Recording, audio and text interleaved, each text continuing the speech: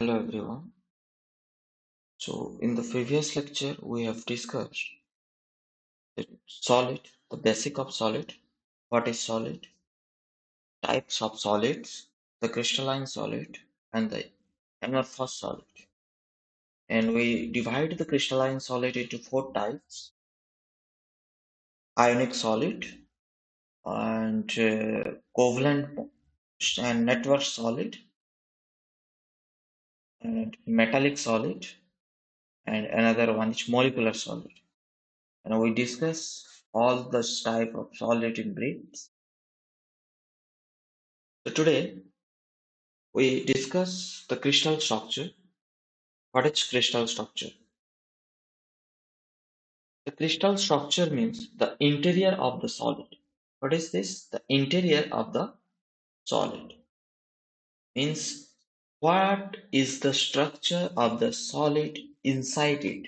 We see it from outside and we can say it's safe. But what is its structure? How atoms are arranged? Where the atoms are present? All this information we can get from the interior view. So,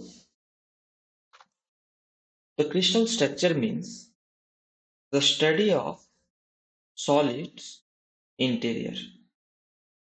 जो solid होता है, solid के अंदर में जो structure रहता है उसके बारे में पढ़ने को हम क्या बोलते हैं?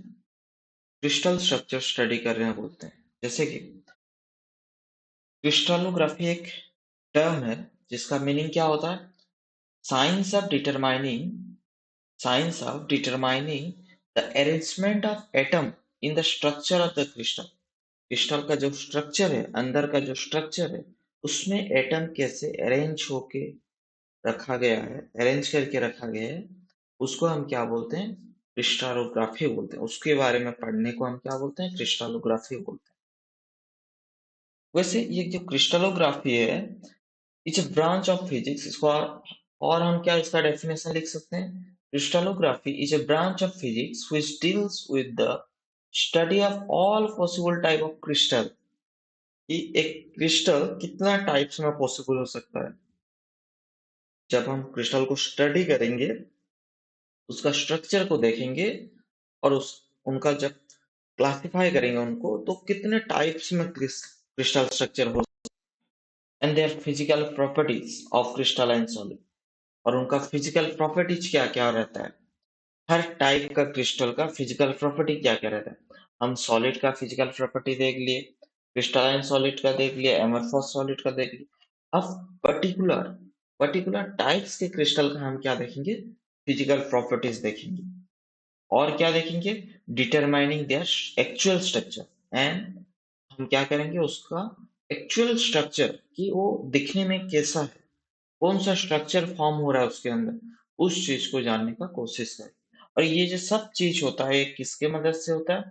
Using x-ray, neutron beam and electron beam.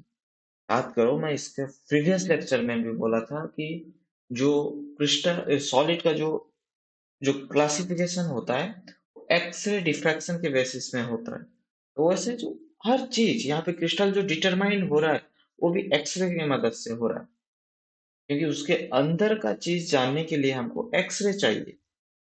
हम तो ऐसे नेकेड आई में नहीं देख सकते उस चीजों को, तो उसके लिए हमको एक्सरे बीम का यूज करना पड़ता है ना। तो ये जो क्रिस्टल स्ट्रक्चर होता है ये दो चीजों को लेकर बना हुआ रहता है। ये बेसिक चीज है।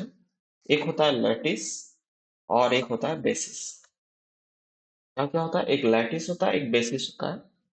ये सब चीजें तुम क्लास 12th में पढ़ चुके होगे, फिर भी एक बार थोड़ा अच्छे से डिस्कस कर लेते हैं। तो लैटिस क्या होता है? Lattice is crystal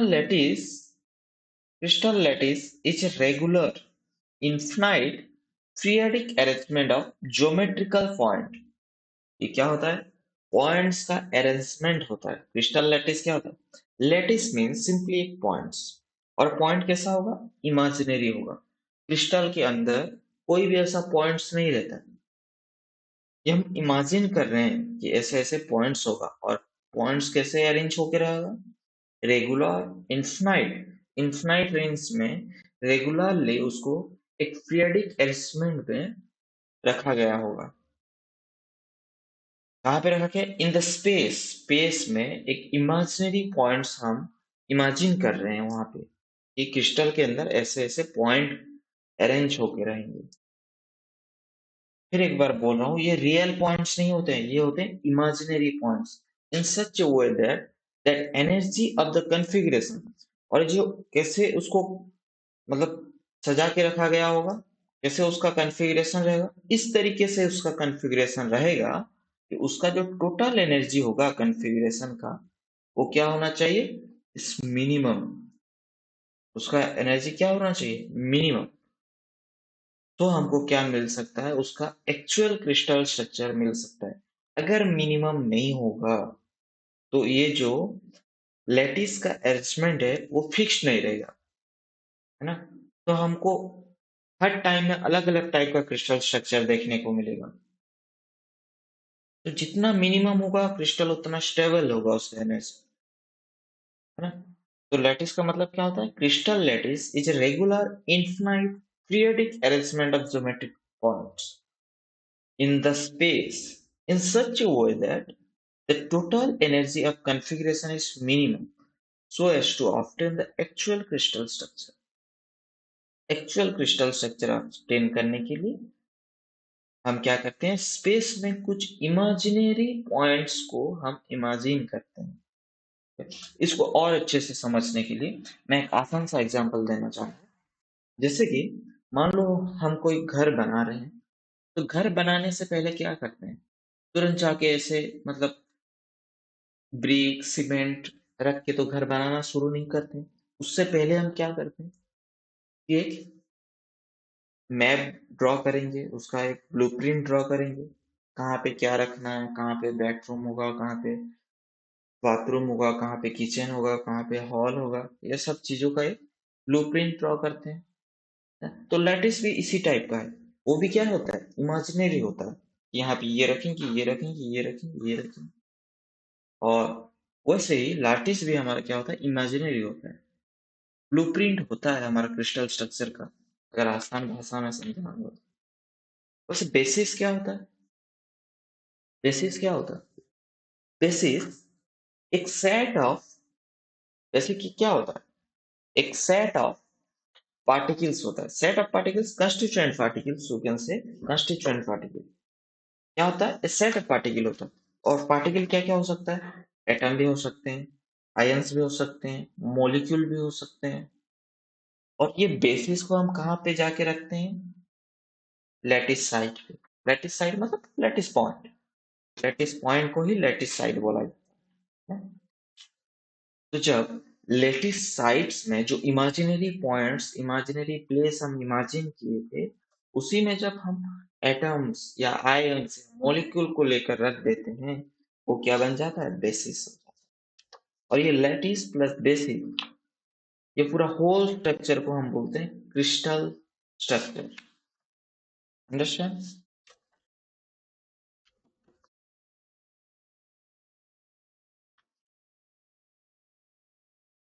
okay. इसी पूरा होल स्ट्रक्चर को हम क्या बोलते हैं? क्रिस्टल स्ट्रक्चर बोलते हैं। तो ये था लैटिस एंड बेसिस। हम और अच्छे से समझ लेते हैं इसको। कैसे समझेंगे? मान लो ये हम बहुत सारे इमेजिनरी पॉइंट्स यहाँ पे। पॉइंट्स कैसा होना चाहिए? रेगुलर होना चाहिए, पीरियडिक होना चाहिए, और इनफाइनाइट रेंज में रहना चाहिए। ये क्या है? Lattice point. यहाँ पे हमारा पूरे मतलब सिलेबस में हम क्रिस्टलाइन सॉलिड के ऊपर ज्यादा बात करेंगे।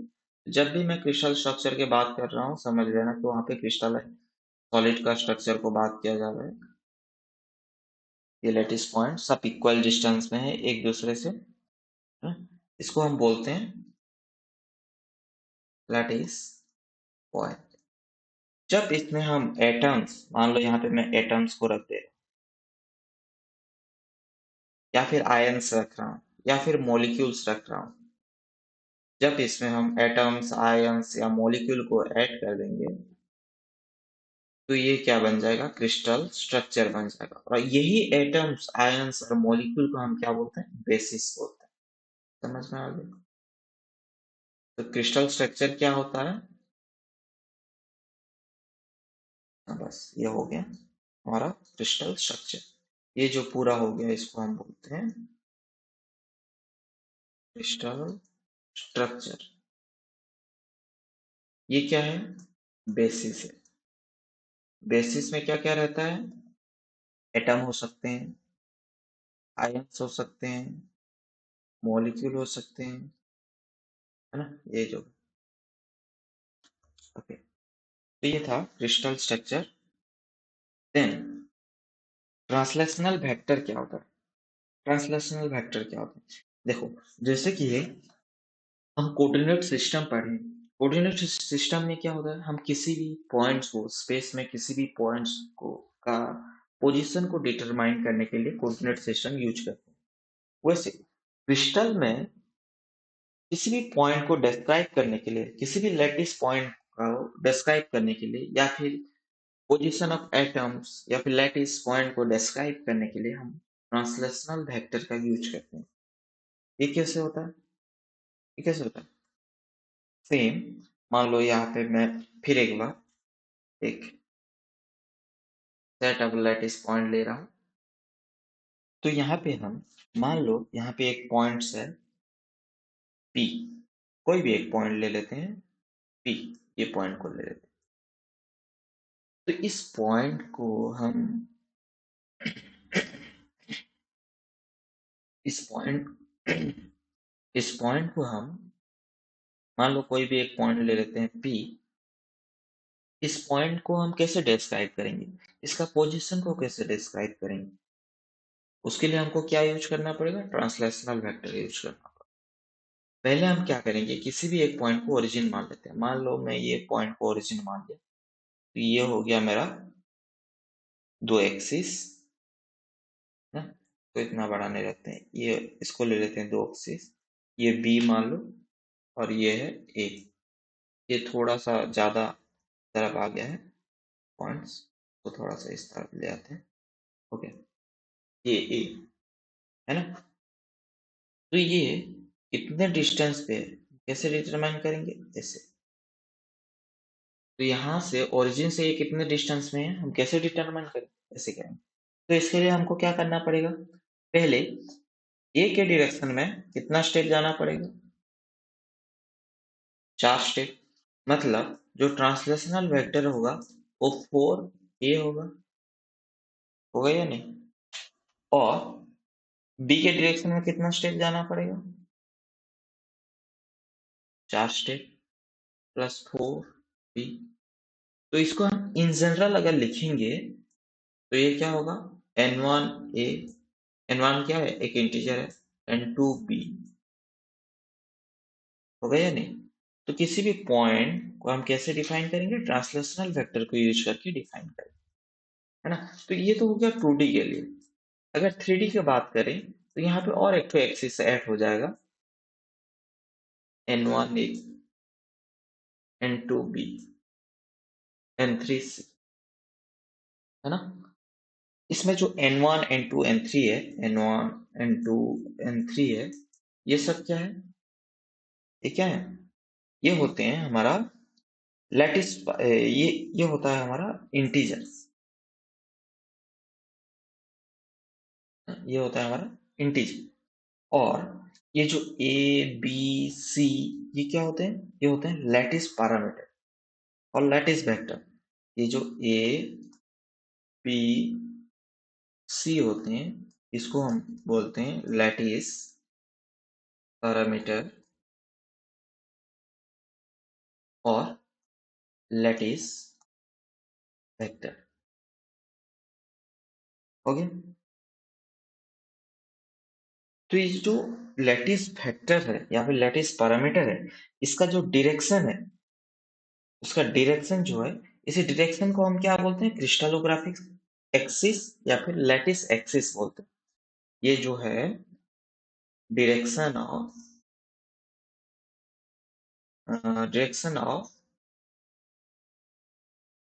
lattice vector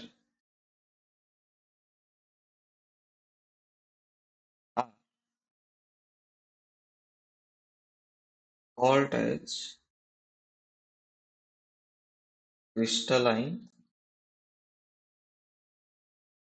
axis or lattice axis। ये तो हो गया 2D के लिए। वैसे अगर 3D रहता तो ये था 2D के लिए, वैसे 3D रहता तो हमको 3 ठो पैरामीटर लेना पड़ता है ना। और ये जो लैटिस पैरामीटर है, ए बी सी है, इसको हम लैटिस पैरामीटर बोलते हैं। और n1 n2 n3 को हम क्या बोलते हैं? इंटीजर्स होता है। मतलब ये उसका वैल्यू डिफाइन करता है कि किस डायरेक्शन में कितना स्टेप जाना है, कितना दूरी तक जाना है। तो ये था translation vector. Okay, then next we discuss the unit cell. What is a unit cell? This is important. What is a unit cell? Unit cell is the smallest repeating unit in the space. Unit cell is the smallest repeating unit in the space, which, when repeated over and over, again result in a crystal of given substance. जैसे कि मान लेते हैं, बाद में example देखें, पहले ये समझ लेते हैं कि क्या डेफिनेशन क्या बोल रहा है। डेफिनेशन ये बोल रहा है कि जो स्मॉलेस्ट रिपीटिंग यूनिट्स होता है, मतलब एक ऐसा स्मॉल यूनिट जिसको हम अगर बार बार रिपीट करते जाएंगे, रिपीटेड ओवर एंड ओवर, अगर उसको बार बार रिपीट करते जाएंगे तो हमको रिजल्ट में क्या देगा? एक क्रिस्टलाइन सॉलिड का एक कंप्लीट स्ट्रक्चर देगा, है ना। तो हमको क्या देगा? एक कंप्लीट स्ट्रक्चर देगा। यूनिट सेल क्या होता है? स्मॉलेस्ट रिपीटिंग यूनिट्स, एक ऐसा स्मॉलेस्ट यूनिट होता है, उससे छोटा यूनिट और नहीं मिल सकता। स्मॉलेस्ट होता है। और क्या होता है? रिपीटिंग यूनिट्स होता है, मतलब बार बार उसको रिपीट करते जाएंगे। आगे समझेंगे कैसा रिपीट करते हैं। तो क्या देगा हमको? एक क्रिस्टल स्ट्रक्चर देगा, कोई भी एक सब्सटेंस, उसको बोलते हैं यूनिट सेल। जैसे कि कोई घर को बनाने के लिए हमको क्या करना पड़ता है? ब्रिक्स, सेम टाइप का ब्रिक्स को हम क्या करते हैं? बार बार ऐड करते जाते हैं, है ना।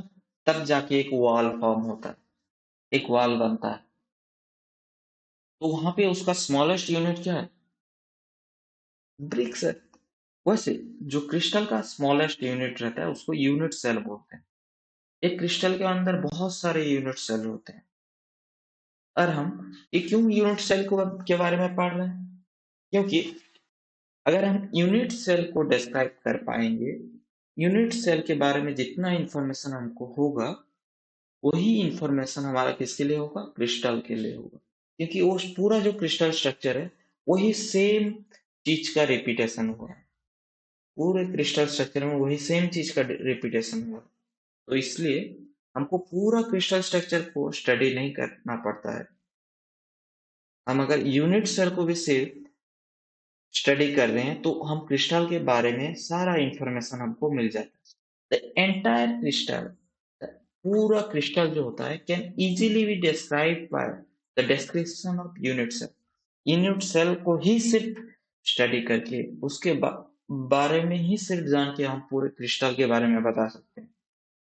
तो वैसे जनरली बोला जाता है कि जो यूनिट सेल होता है उसको बिल्डिंग ब्लॉक्स बोलते हैं, क्योंकि ये वही स्मॉलेस्ट यूनिट है ना, कि जिसको लेकर पूरा क्रिस्टल बना हुआ है। तो इसलिए इसको बिल्डिंग ब्लॉक्स भी बोला जाता है। जैसे कि मान लो पहले 2D की बात करते हैं, फिर 3D में चला। यहाँ पे एक यूनिट सेल में बना रहा, ये एक यूनिट सेल। मतलब ये ऐसा नहीं है कि यूनिट सेल हमेशा स्क्वायर होगा।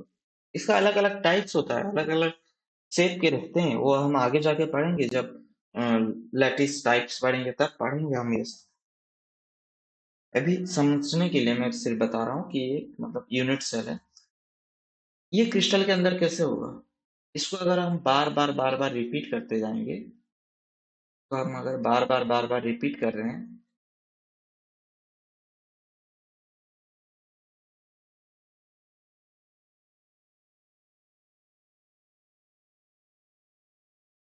तो अगर हम बार बार रिपीट कर रहे हैं, थोड़ा यहाँ पे सही नहीं बन रहा, ठीक है चलेगा।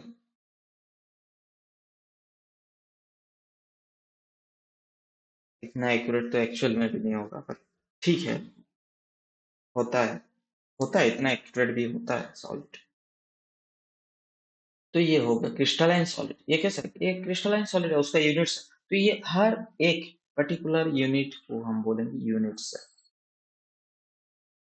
और ये बहुत सारे यूनिट सेल मिला के, मैं यहाँ पे बताने के लिए बस इतना बनाया हूँ, क्या बनाते हैं, क्रिस्टल स्ट्रक्चर। ये तो 2D का बात हो गया। वैसे अगर हम 3D में देखेंगे, तो यहाँ पे मान लो एक क्यूब ले लेते हैं।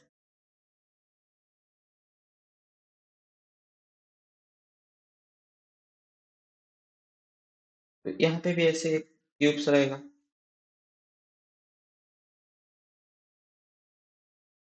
यहाँ ऊपर भी ऐसे क्यूब्स रहेंगे बहुत सारे,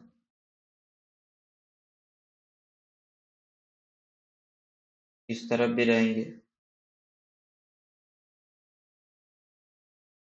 ना, इस तरफ भी रहेंगे।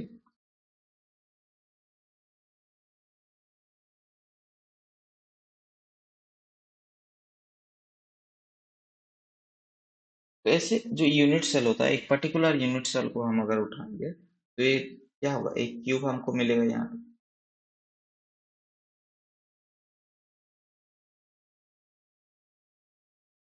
एक क्यूब मिलेगा, तो इसको बोलते हैं यूनिट सेल।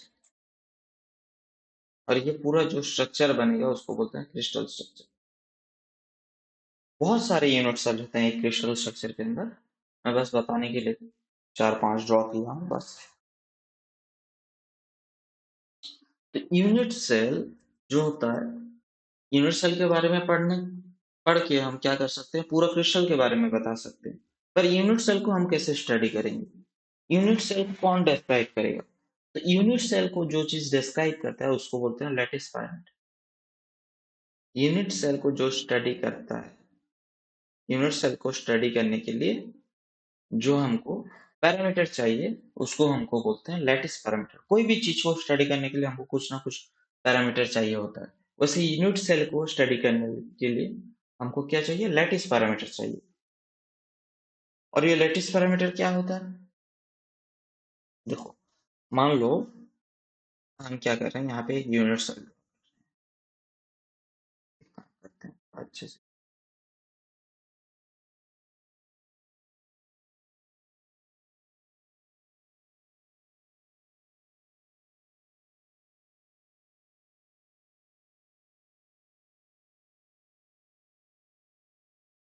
ओके,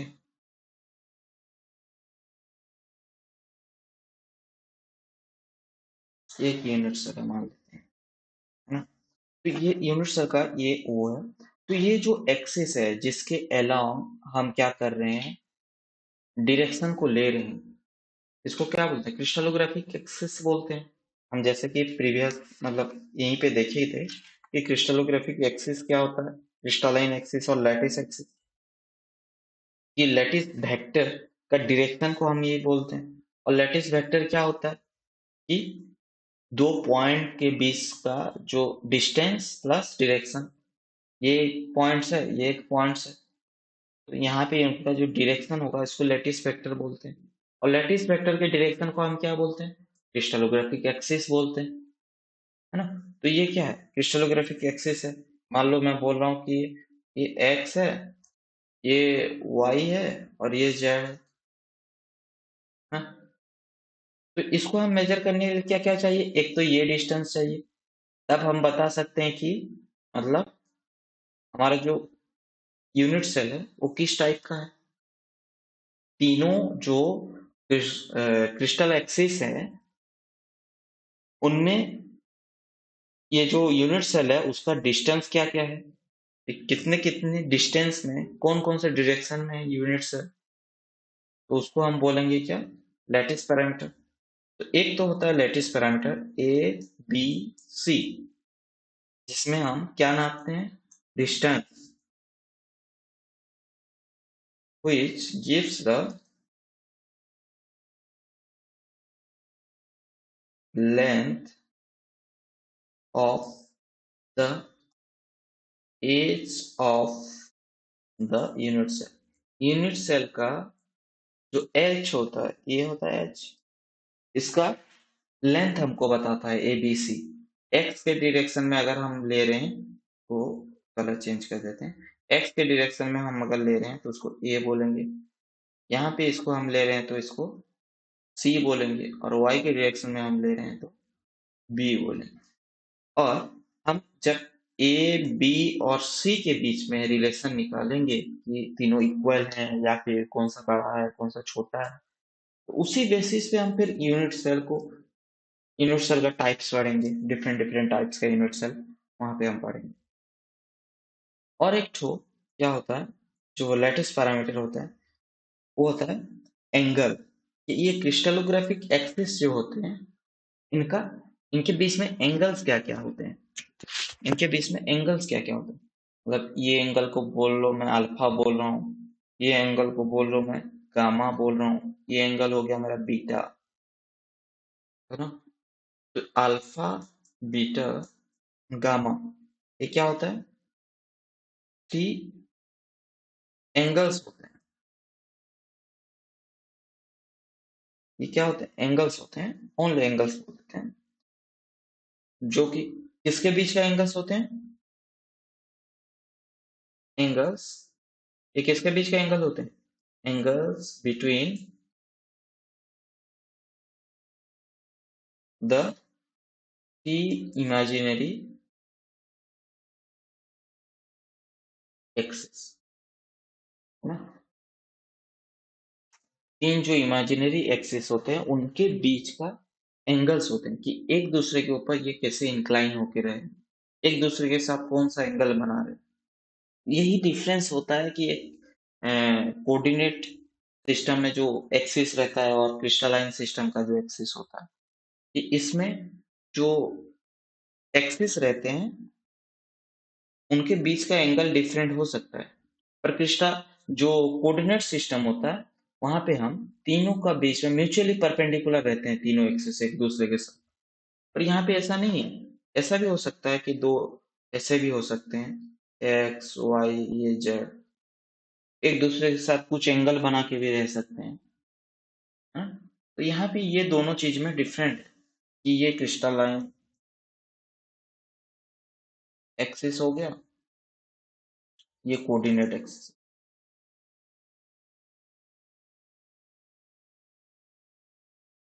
दोनों के बीच में वही डिफरेंस है कि ये ओनली 90 डिग्री फॉर्म करेंगे एक दूसरे के साथ, और इनके बीच का एंगल कुछ भी हो सकता है, इनके बीच का एंगल कुछ भी हो सकता है, यही डिफरेंस है।